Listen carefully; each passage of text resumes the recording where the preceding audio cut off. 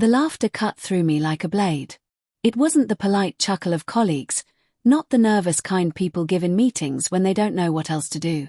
It was sharp, deliberate, and dripping with something I couldn't name until I saw where it came from. My wife. My wife, the boss, sitting at the head of the long oak conference table, staring at me as if I were the punchline to a cruel joke. I had just said the words, "I'm excited for my raise." The room had gone still for a breath, and then she chuckled, shaking her head, sipping her coffee like it was nothing. "What raise?" she said. The air left my lungs in a rush. I looked around the table, at the wide eyes and stifled coughs, the way everyone shifted uncomfortably in their seats, caught between loyalty and spectacle. My hands gripped the edge of my folder until my knuckles whitened. It was supposed to be a good day. A milestone. The promotion meeting I had worked late nights and weekends for, the recognition I'd earned with bloodshot eyes and a back that ached every morning. And now, this. I swallowed hard.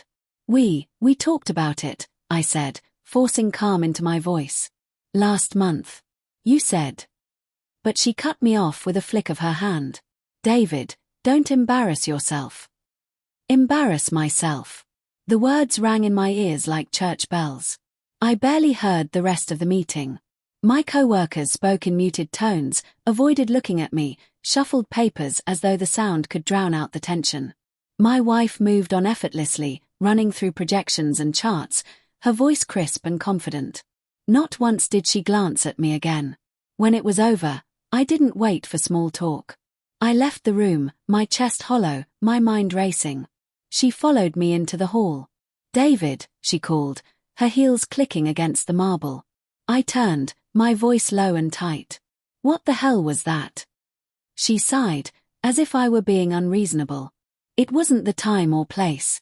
You can't just assume." "Assume?" My voice cracked. "You told me. You looked me in the eyes and said this was coming.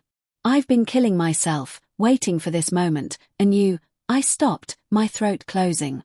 "You made a joke of me." Her expression softened, but not enough. There was pity there, maybe even annoyance, but no regret. "David, you take things too personally. It's business. You need to toughen up." Business. That was her shield. That word had been creeping into our marriage more and more, bleeding from the office into the kitchen, the bedroom, the silences between us.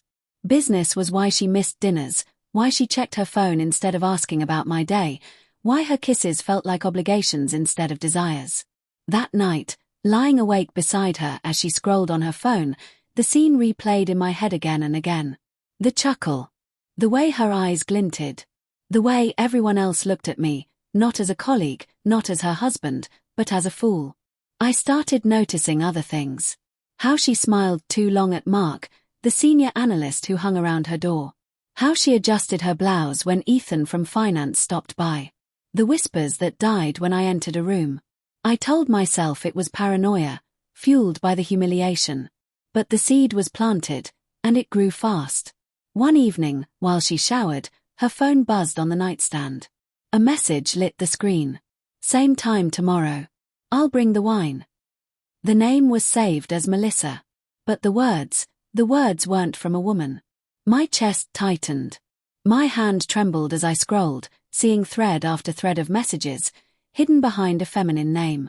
The language was playful, secretive, intimate in ways she hadn't been with me in months. I felt sick. Betrayal isn't a single stab, it's 1,000 tiny cuts you don't notice until you're bleeding out. And I had been bleeding for a long time. I didn't confront her right away. I watched. I listened. I waited. I wanted to see how far it would go. Each message she typed in the dark beside me felt like another match struck, another piece of my world burning. The night I caught her was a Tuesday. She said she was staying late for a client call. I drove back to the office, parking far enough away to go unnoticed. The lights in her office glowed against the glass, and inside, she wasn't alone. He was there. Ethan. His hand brushed hers over the desk, and she didn't pull away. She leaned in, laughing softly, the same way she had chuckled at me in the meeting. That laugh. That damn laugh. I didn't storm in. I didn't scream. I went home, sat in the dark, and waited. When she finally came in, smelling faintly of cologne that wasn't mine, she kissed my cheek like nothing had happened. I pulled away. "We need to talk." Her eyes flickered, just for a second, then she smiled. "It's late. Let's do this tomorrow." "No," I said, my voice firm. "Now." I showed her the phone. The messages. The proof. Her face drained of color. "David, it's not what you think. Don't." My voice was steady, but my hands shook. "Don't insult me." She sank onto the bed, her shoulders trembling. "I didn't mean for it to happen. I felt unseen. You were so focused on your promotion, your expectations. With him, I felt powerful. Wanted." Her words tore through me. "So you humiliated me. In front of everyone. Was that power too?" Tears slipped down her cheeks. "I don't know why I did that. I thought, maybe if I kept you small, I'd stay in control." Small. The word echoed in my chest. That's what I was to her. Something to shrink, to belittle, to manage. I stood, grabbing my bag.